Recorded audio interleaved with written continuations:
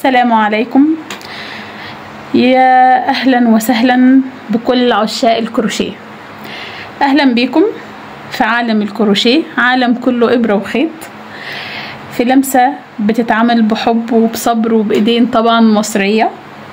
احنا هنا علشان اعلمك تعملي كروشيه من اول غرزه لحد اخر غرزه، علشان تعملي بنفسك شنطه هديه، توزيعات اسبوع طبعا زي السلسله اللي انا عاملاها، اي حاجه تكوني انت حابه تعمليها وحاجه بتفرح قلبك. الطريقه سهله، الشرح بسيط وكله باللهجه المصريه. لو نفسك بجد تتعلمي حاجه بايدك وتبداي مشروع من بيتك، فيبقى انت في المكان الصح هنا معايا مع آية. اشتركي يلا في القناه، فعلي الجرس علشان مفيش اي غرزه واي فيديو يفوتك. ومع لمسة كروشيه هتعملوا المستحيل بإبرة وخيط. ويلا بينا نسمي الله. النهاردة ان شاء الله هنعمل مع بعض قاعدة بيضاوية لكل اللي طلبوا مني القاعدة البيضاوية، وان شاء الله نبقى نكملها ونعمل شنطة البحر الترندي المشهورة طبعا، طلبت مني كتير جدا، غنية عن التعريف. بس دلوقتي احنا هنبتدي بالقاعدة ان شاء الله. الشرح هيكون بسيط وسهل وخطوة بخطوة.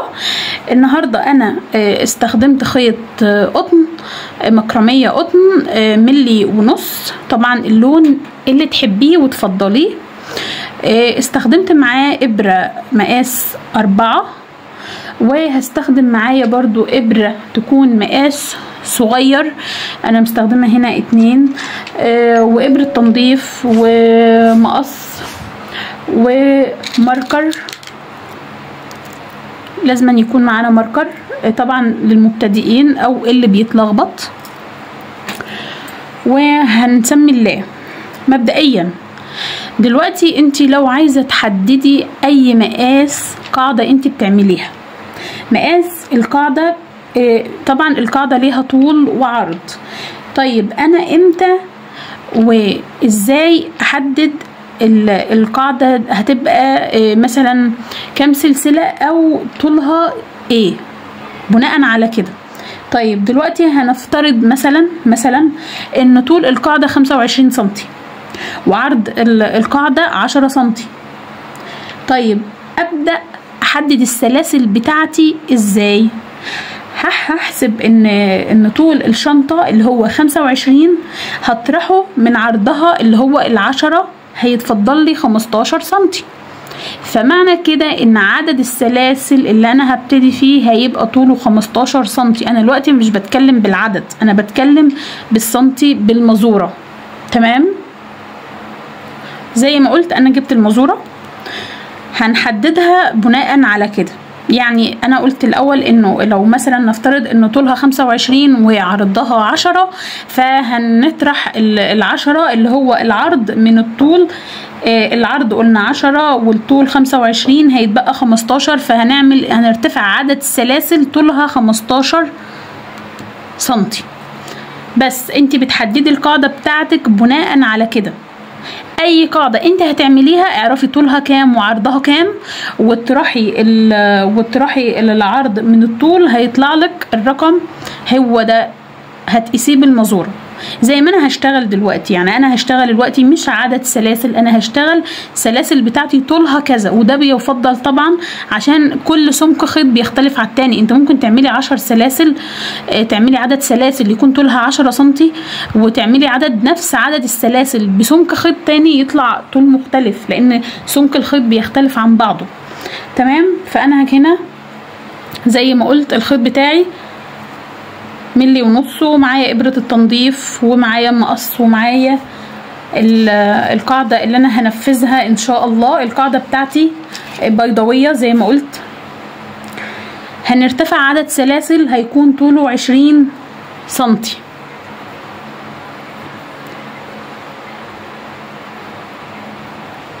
عدد سلاسل 20 سنتي. 1 2 3 4 5 6 7 8 9 10 11 12 13 14 15 16 17 18 19 20 21 22 23 24 25 26 27 28 29 30. هقيس بقى دول كده 20 سنتي ولا محتاجين نزود؟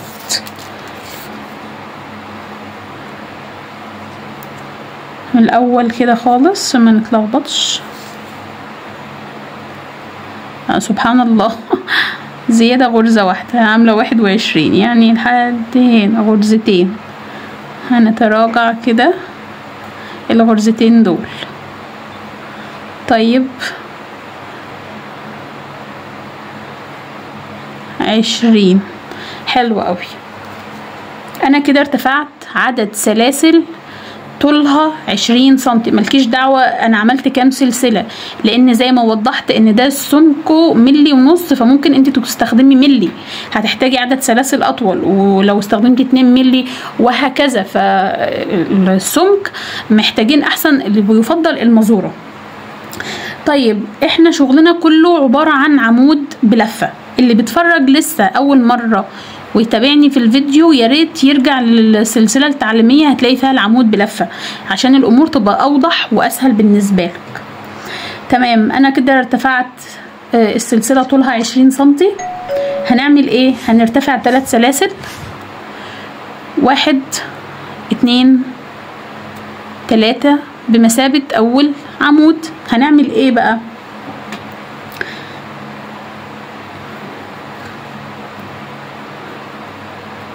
هنعمل عمود بلفة في كل سلسلة.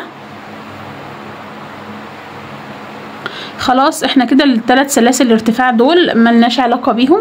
هنخش في رقم 4.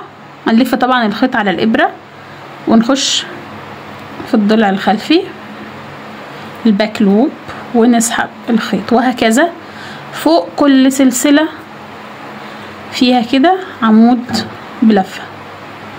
طبعا انا همشي كده لاخر السلاسل اللي انا عاملاها بالشكل ده.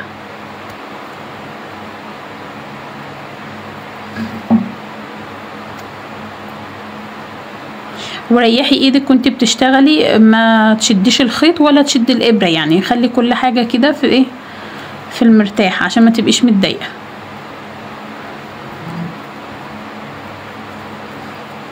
الشنطه انا منفذه منها الوان كتيره جدا ومضايق، والجسم بتاع الشنطه هوريهولكم وانا بشتغله بطريقتين مختلفتين. هي نفس الغرزة وكل حاجة، بس اللي هي المربعات اللي في جسم الشنطة، في مربع ضيق وفي مربع واسع، فأنا عاملة الاتنين هوريهولكم إن شاء الله وأنا بشتغل. همشي كده لآخر السلسلة.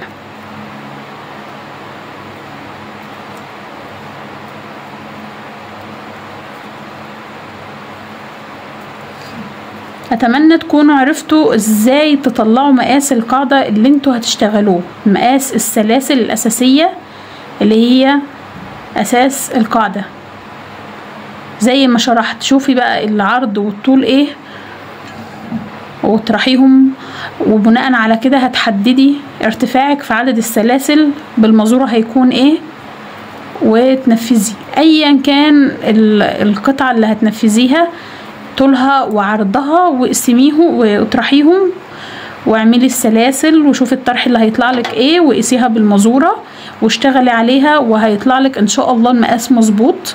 ممكن مثلا تكبر منك سنتي، تبقى عريضه سنتي، الحاجات دي مش مشكله. السنتي يعني زياده وسنتي قليل مش مشكله، عادي. هي الفكره ان المقاسات تطلع مظبوطه، ولو مشيتي على الطريقه اللي انا قايله لك عليها كل حاجه هتطلع بالمسطره.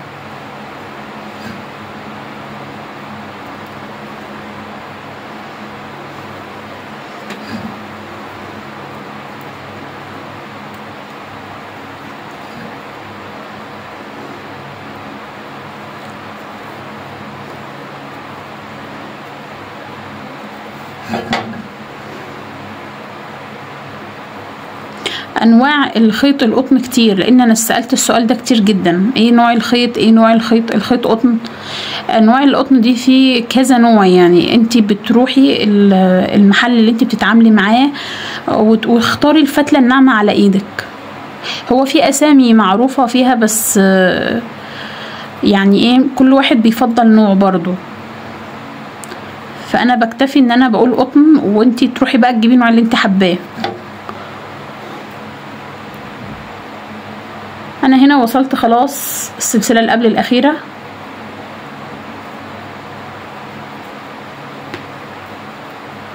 هنيجي هنا بقى عند اخر السلسلة وهنعمل 6 عمود بلفة. اخر سلسلة هنا هنعمل 6 عمود بلفة. ده واحد. طيب اللي حابب يعلم عشان ما تنسوش مفيش اي مشكلة، نحط في كده الماركر في اول سلسلة احنا عملناها، نعمل بقى 6 في نفس الغرزة. عملنا 1 يبقى 2 3، وطبعا بداية الشغل هناخدها معانا تحت كده الشغل عشان ما تبانش. 4 عشان عايزين ننضف اول باول. 5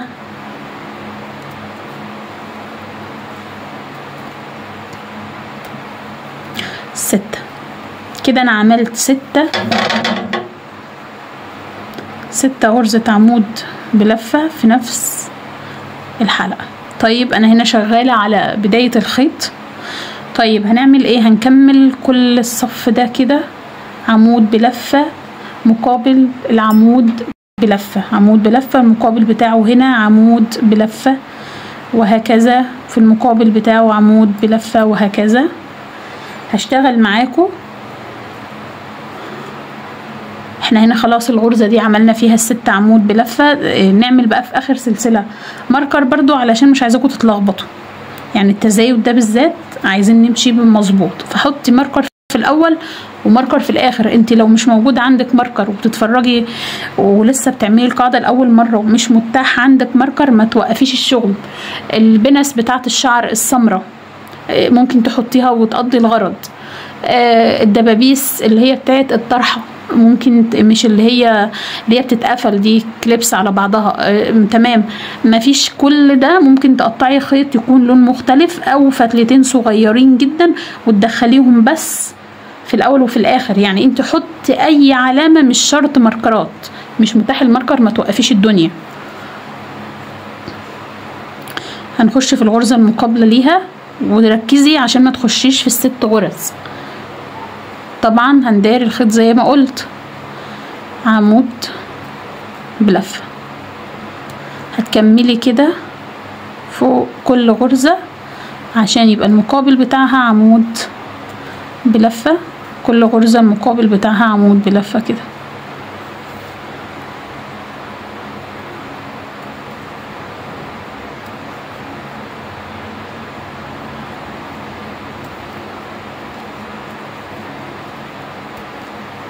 وهكذا.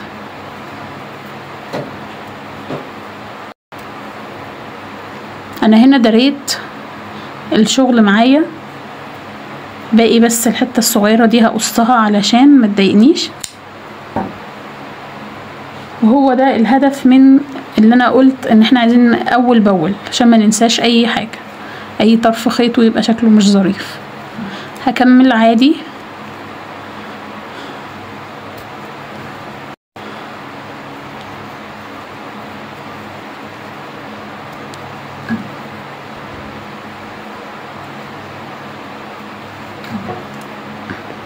انا هكمل علشان بس وقت الفيديو ما يبقاش طويل عليكم. شايفين شكل الغرز هنا لما اشتغلتها؟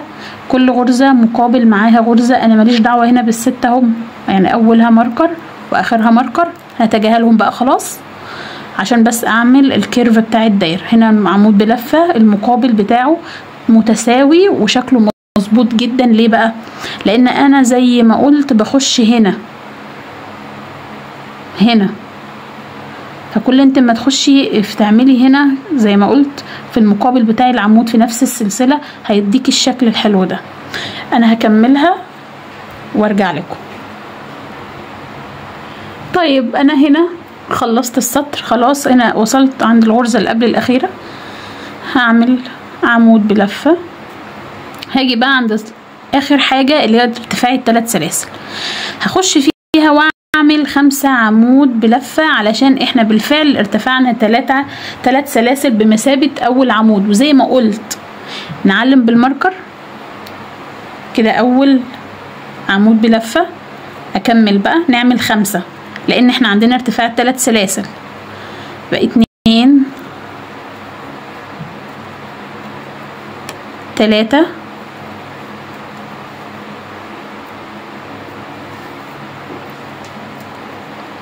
4 5. عملت 5 والثلاث سلاسل السادس. طيب يلا نقفل بمنزلقة. لما انا كده قفلت بمنزلقة احط بقى الماركر بتاعي،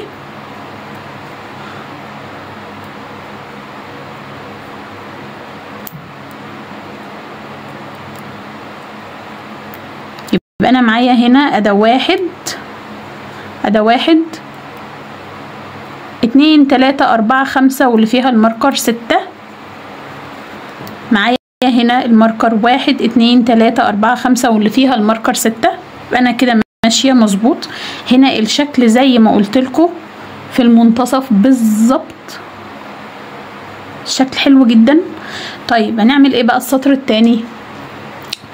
هنرتفع 3 سلاسل،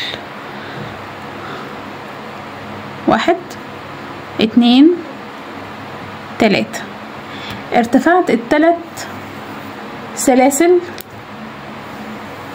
هنعمل ايه بعد الارتفاع 3 سلاسل علشان نكمل القاعدة ويطلع شكل مظبوط؟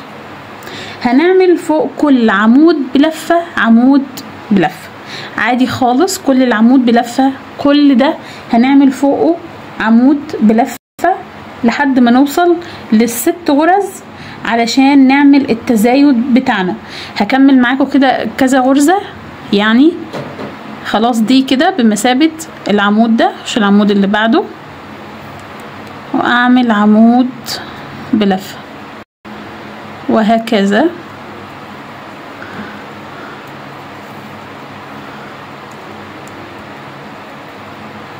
في طريقة حلوة جدا وهي احترافية كنت حابة ان انا انزلها لكم في فيديو لوحدها، انا هوريها لكم هنا برضو يعني احتياطيا كده، ولا اكمل معاكم بالطريقة دي انا مش عارفة والله، بس انا هوريها لكم.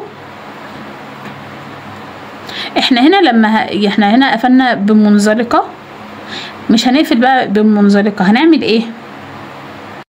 هنشد بس الخيط لبره سنة كده، سنة بسيطة، بعدين ناخد بالنا الماركر موجود. هخش تحت الحلقتين كده وهسحب الخيط، هخش تحت الحلقتين هسحب الخيط بتاعي كده،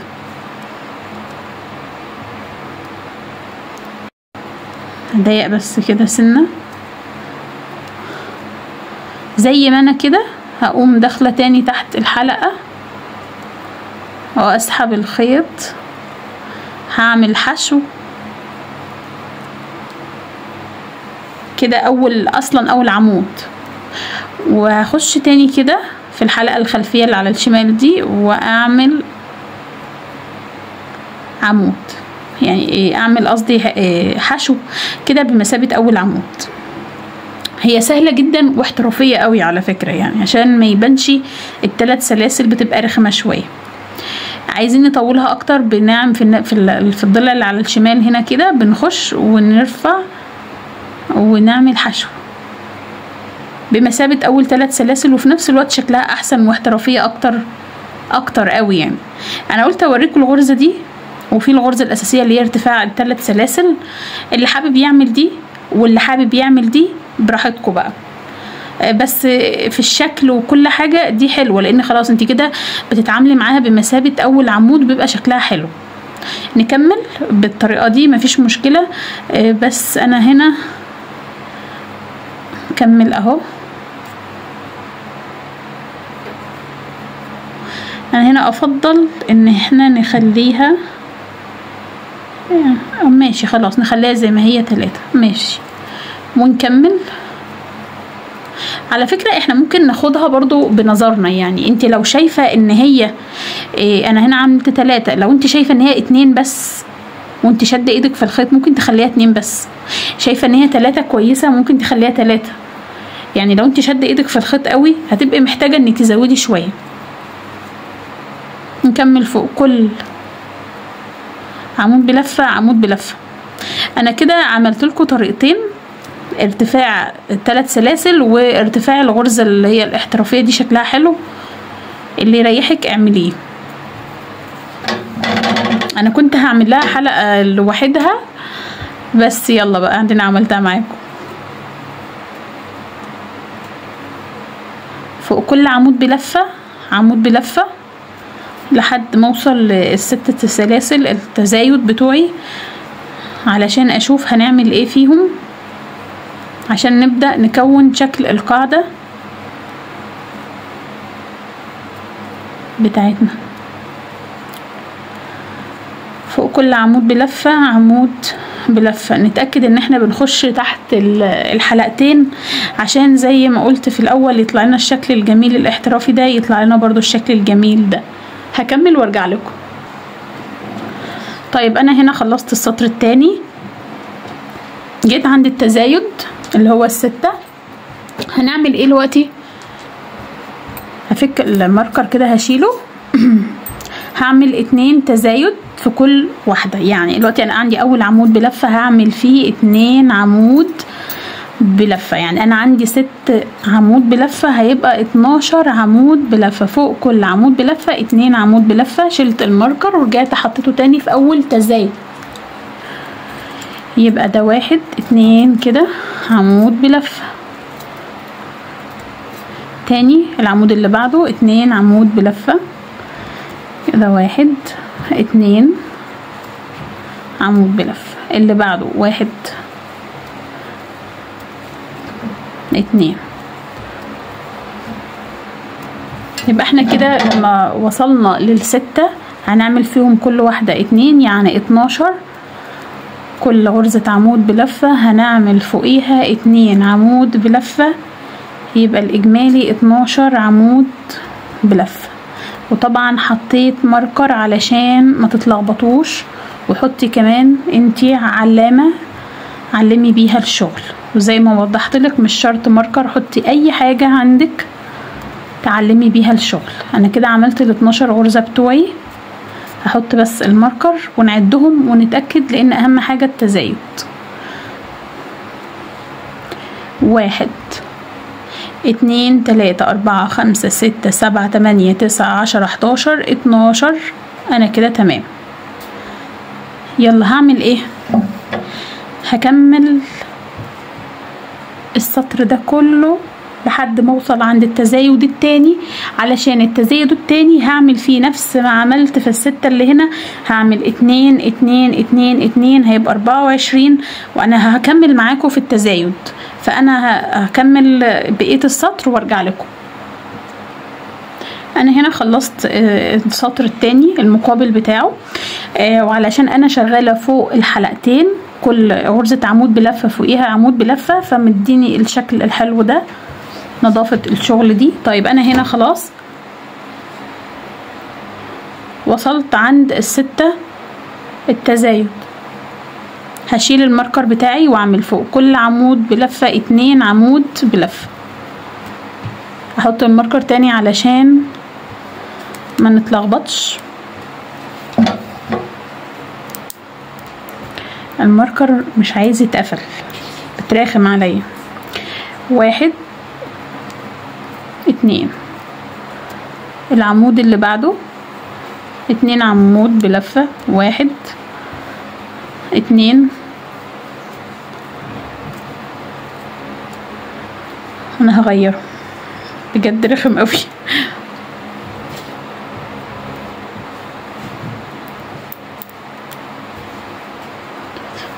اللي بعده 2 عمود بلفة،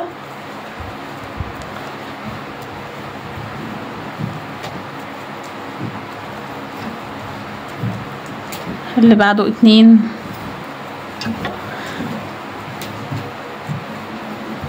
عمود بلفة، يبقى فوق كل عمود بلفة 2 عمود بلفة.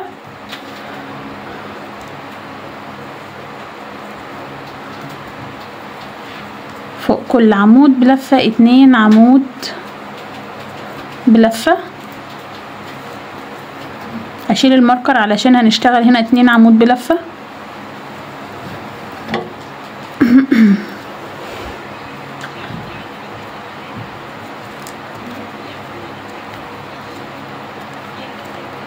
كده 2 عمود بلفة. نحط الماركر تاني.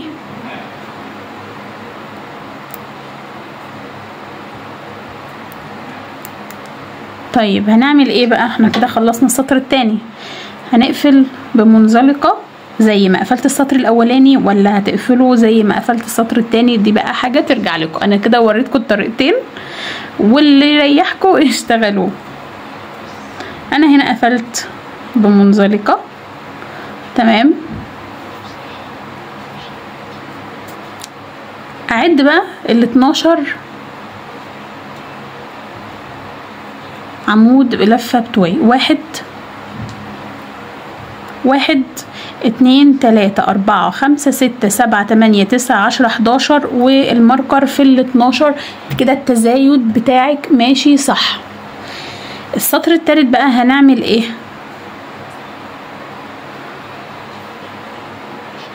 عمود بلفة فوق كل عمود بلفة، يعني عمود بلفة فوق كل عمود بلفة، وبنخش تحت الحلقتين من هنا علشان خاطر يديكي الشكل المتناسق الجميل ده، ما يبقاش فيها ولا غلطة.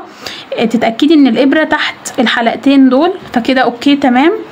همشي بقى هنا السطر الثالث اكمل عمود بلفة فوق كل عمود بلفة، ومجرد ما اجي عند التزايد هشتغل معاكم. دلوقتي انا عادي هرتفع 3 سلاسل وهتبقى بمثابة عمود زي ما قلتلك. عايزة تعملي الطريقة بتاعت السطر الاول اللي انا شغالها دلوقتي اوكي، عايزة الطريقة بتاعت السطر التاني اللي يريحكم. انا وريتكم كده طريقتين، الاسهل ليكي اعمليه. طب انا كده ارتفعت 3 سلاسل بمثابة اول عمود. عادي بقى امشي كل عمود بلفة فوق منه عمود بلفة، وهكذا لحد ما اوصل للسطر لاخر السطر عند التزايد بتاعي اللي هو بداية ال 12 عمود بلفة. اكمل علشان ما اطولش عليكم الفيديو ونرجع مع بعض.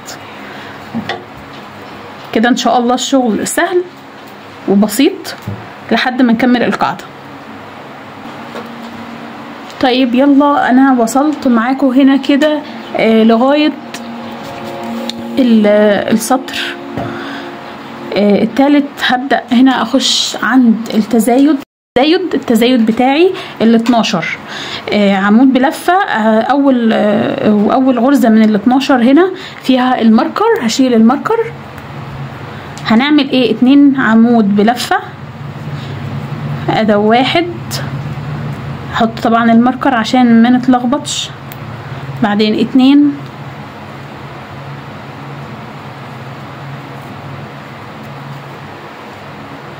بعدين غرزة عمود بلفة. يعني السطر التاني عبارة عن التزايد وبعدين فردي، تزايد وبعدين فردي، تزايد وبعدين فردي. هنمشي كده بالطريقة دي فوق ال 12 غرزة. 2 اللي هي التزايد وبعدين الغرزة اللي بعدها عمود فردي. نيجي للي بعدها التزايد وبعدين واحدة فردي. يبقى انا عملت هنا تزايد فردي تزايد فردي، ماشيين كده تمام. اللي بعدها فردي، اللي بعدها تزايد،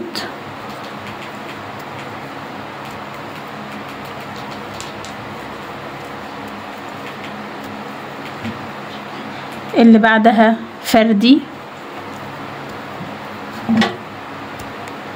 اللي بعدها تزايد،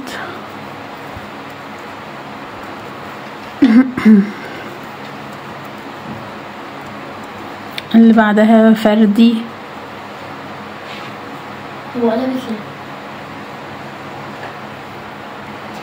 وهكذا فردي تزايد فردي تزايد، هنا فردي هنا تزايد، واخر غرزة هتبقى فردي. انا هنا خلصت التزايد، وزي ما قلت ان اول حلقة فيها 2 عمود بلفة، بعدين عمود بلفة، 2 عمود بلفة، عمود بلفة، يعني التزايد بتاعي زوجي فردي زوجي فردي. طيب التزايد بتاعنا هنا 18 سلسلة، 18 عمود بلفة، عديهم متأكدة ان انت معاكي 18 عمود بلفة علشان خاطر التزايد بتاعنا يبقى مظبوط. اكمل بقية السطر. انا طبعا حطيت الماركر، هكمل بقية السطر وارجع لكم نكون وصلنا عند التزايد الاخير عشان نقفل السطر الثالث ونبتدي السطر الرابع اللي هو اخر سطر في القاعدة.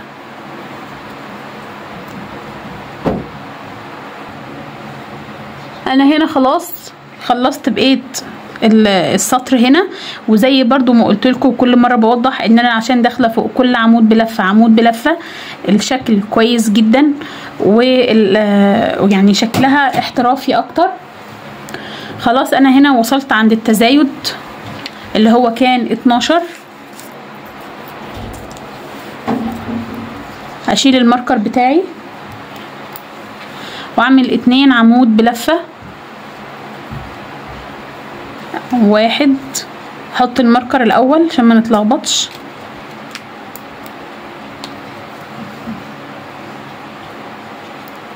نعمل التاني، بعدين 1 عمود بلفة، 2 عمود بلفة اللي بعده،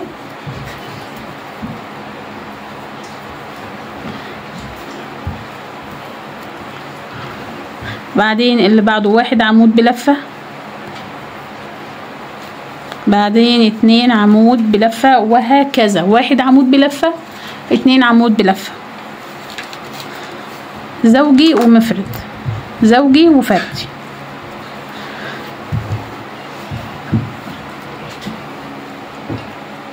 واحد عمود بلفة، بعدين 2 عمود بلفة،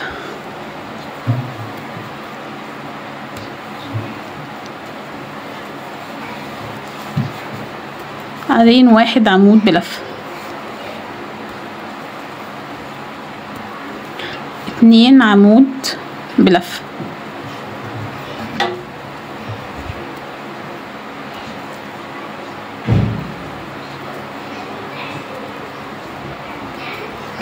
بعدين 1 عمود بلفة، 2 عمود بلفة،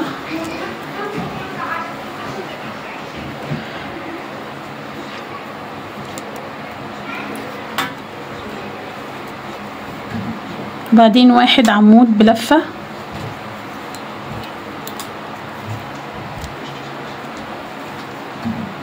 شيل الماركر بتاعي،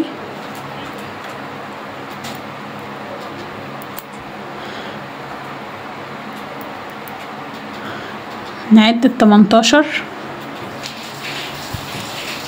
1 2 3 4 5 6 7 8 9 10 11 12 13 14 15 16 17 18. هقفل التزايد بتاعي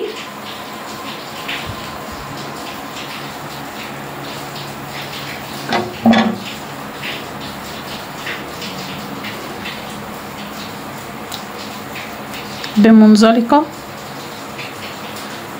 عايزين بقى تقفلوا بنفس تقفيلة السطر الاولاني، التاني براحتكم اللي يرجع لكم. هنحط بس الماركر بتاعنا علشان ما نتلخبطش.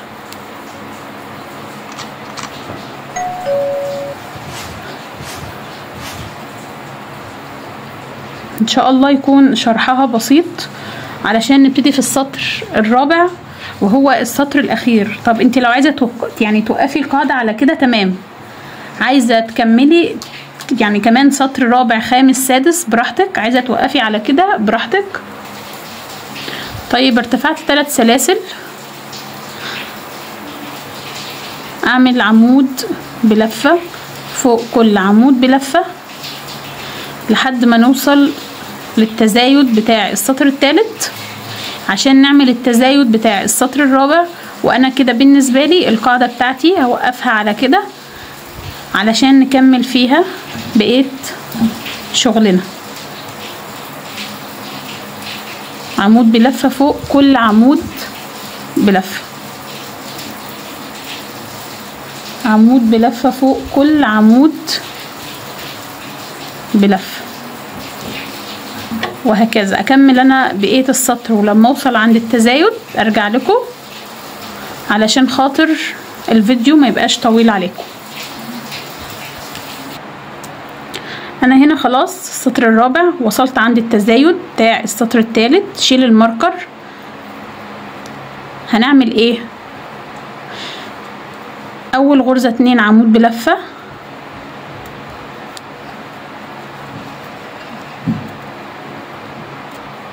هحط بقى الماركر عشان ما نتلخبطش. او انا بالنسبة لي اخر سطر ليا خلاص، يعني لو عايزة احط انا هحطه عشان اعده معاكم بس انا اخر سطر ليا مش هحط الماركر. لو انتي هتزودي سطر كمان ماشي تمام، انا هحطه هنا عشان اعدهم معاكم. بعدين عمود بلفة، بعدين عمود بلفة. يعني التزايد بتاعنا في السطر الرابع عبارة عن غرزتين عمود بلفة، وبعدين غرزة عمود بلفة، وبعدين كمان غرزة عمود بلفة. يعني زوجي فردي فردي، زوجي فردي فردي. 2 عمود بلفة، عمود بلفة، عمود، 2 عمود، عمود بلفة، عمود بلفة. يبقى هنا 2 عمود بلفة،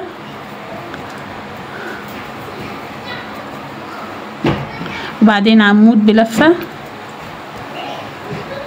بعدين عمود بلفة، بعدين 2 عمود بلفة،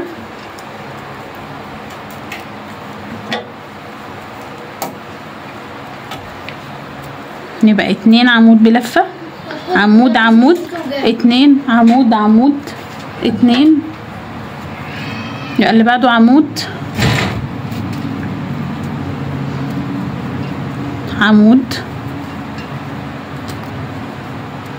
بعدين 2 عمود بلفة،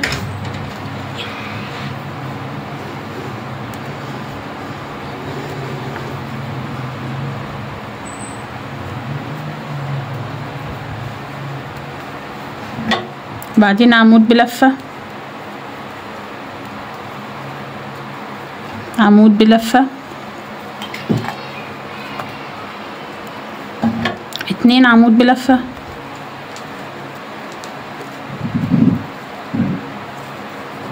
وبعدين عمود بلفة، عمود بلفة. التزايد بتاعنا سهل جدا، 2 عمود بلفة، وبعدين عمود بلفة، عمود بلفة، وهكذا. 2 عمود، واحدة واحدة، 2 واحدة واحدة. كده خلاص انا يعتبر في اخر تزايد. 2 عمود بلفة، عمود بلفة، عمود بلفة هنا تحت الماركر. اشيل بقى الماركر هحطه هنا تاني، وهكمل بقية السطر الرابع عمود بلفة فوق كل عمود بلفة. هكمله وارجع لكم. طيب انا هنا خلاص خلصت السطر الرابع. هنا هدخل على التزايد بقى. اشيل الماركر بتاعي. انا نسيت اقول لكم ان التزايد هنا بيساوي 24 عمود بلفة، فعديهم علشان تطلع مظبوطة معاكي. هبتدي اول غرزة 2 تزايد، 2 عمود بلفة، احط طيب الماركر الاول، نعمل بقى 2 عمود بلفة، عمود بلفة، 2 عمود بلفة، عمود، عملت 2 عمود بلفة، عمود بلفة كمان عمود بلفة، التزايد بتاع 2 عمود بلفة، عمود بلفة، عمود بلفة، يعني زوجي فردي فردي. 2 عمود بلفة، عمود بلفة، عمود بلفة.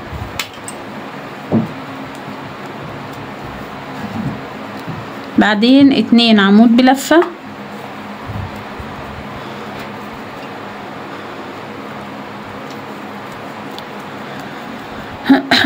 عمود بلفة، عمود بلفة،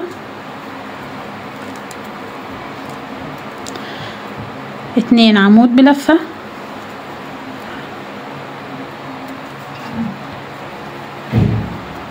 بعدين عمود بلفة، عمود بلفة، عمود بلفة، عمود بلفة، 2 عمود بلفة،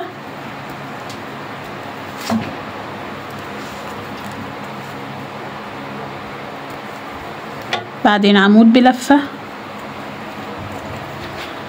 عمود بلفة.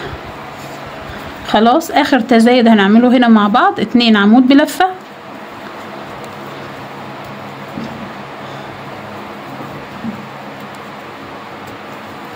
وعمود بلفة،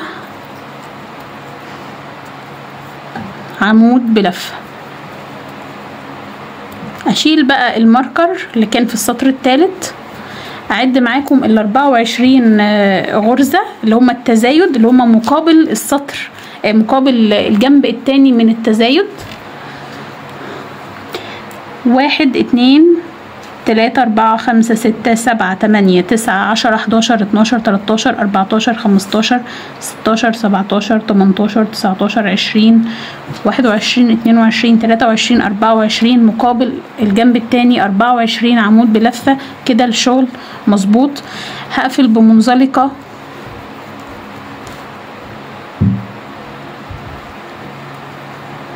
في طبعا القفله اللي انا علمتها لكم في السطر الثاني. هشيل بقى الماركرات بتوعي دول. اللي هيكمل التزايد اللي بعده هيبقى 2 عمود بلفه، عمود بلفه، عمود بلفه، عمود بلفه، 2 عمود بلفه. التزايد بتاعي هيبقى لو في السطر الخامس زوجي فردي فردي فردي. تمام كده انا خلصت السطر الرابع. القاعدة دي مقاسها حلو جدا.